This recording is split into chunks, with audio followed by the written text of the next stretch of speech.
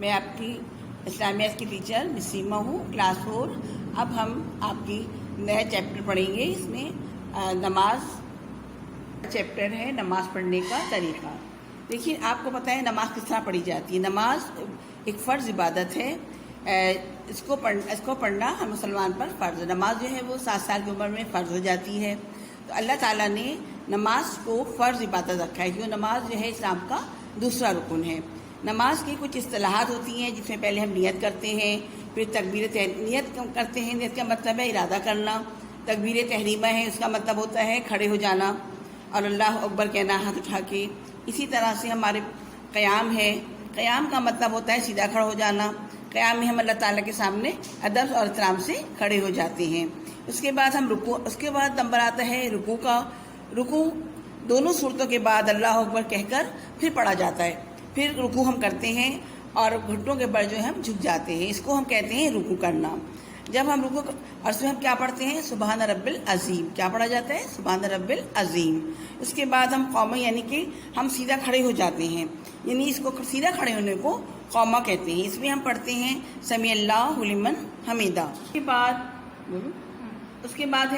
हम सीधे में जाते हैं। सीधे में हम 3 दफ़ा सुबहान रब्बिल आला कहते हैं। और इसके बाद होता है कायदा, जो कि 2 मरतबा हम सीधा करते हैं अल्लाह ताला के सामने, और उसके बाद हम बैठ जाते हैं। फिर हम अत्तहियात पढ़ते हैं। अत्तहियात पढ़ने के बाद जो है वो तशहीद कहलाती है। तशहीद क्या होती है? जिसमें हम दुरूद शरीफ पढ़ते हैं, उसके बाद हम दुआ मांगते हैं, फिर हम सलाम फेर लेते हैं। तो ये है नमाज का तरीक़ा। और मुझे उम्मीद है कि आपके समझ में ये चीज़ आ गई होगी कि नमाज किस तरह पढ़ी जाती है। आपने बुक में देखा और आपकी समझ में आ गया होगा। अच्छा, अब हम देखते हैं कि हमें इसमें असाइनमेंट में आपके पास अल्फाज बाइंड लिखे हुए हैं। मैं आपको ये समझाऊंगी। नियत का मतलब है इरादा। अल्लाह अकबर के मायने होते हैं अल्लाह सबसे बड़ा है। क़याम के मायने होते हैं सीधा खड़ा होना। वही के मायने है अल्लाह का पैगाम। अब हम सवाल नंबर 2 की तरफ आ जाते हैं। इसमें आपके अब हम आ जाते हैं खाली जगह पर। सवाल नंबर 2 आपका खाली जगह है। इसमें नंबर 1 पर है नियत का मतलब डैश करने के हैं। डैश में क्या आएगा? इरादा, यानी नियत का मतलब इरादा करने के हैं। नंबर 2 पर है सना का मकसद डैश की तारीफ बयान करना है। डैश में क्या आएगा? अल्लाह ताला। सना का मकसद अल्लाह ताला की तारीफ बयान करना है। नंबर 3 पर है सलाम के बाद आखिर में डैश मांगी जाती है। डैश में क्या लिखेंगे हम? दुआ। सलाम के बाद आखिर में दुआ मांगी जाती है। नंबर 4 पर है दूसरी रकत में बैठने को डैश कहते हैं। क्या कहते हैं? कायदा। दूसरी रकत में बैठने को कायदा कहते हैं। नंबर 5 पर है नमाज में अल्लाह ताला की डैश बयान की जाती है। डैश में क्या आएगा? बड़ाई। नमाज में अल्लाह ताला की बड़ाई बयान की जाती है। अब हम आएंगे सवाल नंबर 4 की तरफ। ये दर्जे ज़ैल जुमले हैं, इस पर आपको सही और गलत का निशान लगाना है। नमाज पढ़ने से सारे गुनाह माफ़ हो जाते हैं। इस पर आप सही का निशान लगाएंगे। नमाज इस्लाम का आखिरी रुकन है, ये गलत है, इस पर आप गलत का निशान लगाएंगे।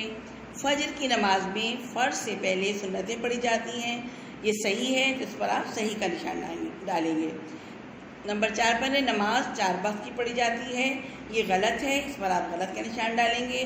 बाजमात नमाज अदा करने वाले जन्नत में जाएंगे, ये सही है, इस पर आप सही का निशान डालेंगे। अच्छा, अब आपका सवाल है अल्फाज जुमले। देखिए, हमारे अल्फाज क्या हैं? नमाज, रकात, दुआ, सजदा।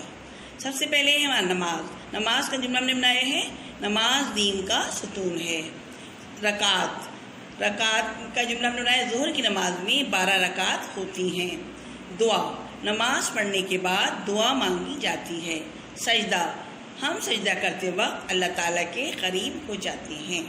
ये आपका असाइनमेंट नंबर 1 जो है इस्लामियात का सबक नमाज पढ़ने का तरीक़ा, वो मैंने आपको समझाया है। मुझे उम्मीद है कि आपकी समझ में ये पूरा चैप्टर आ गया होगा। अगर आपको कोई मुश्किल हो या कोई समझ ना आए तो आप मुझसे पूछ सकते हैं। इसको अच्छी तरह से सबक को रीड कीजिए ताकि आपकी समझ में भी आए और आपको असाइनमेंट का काम करने में आसानी हो जाए। ठीक है, मुझे उम्मीद है कि आप ज़रूर काम को कंप्लीट करके मुझे देंगे। शुक्रिया।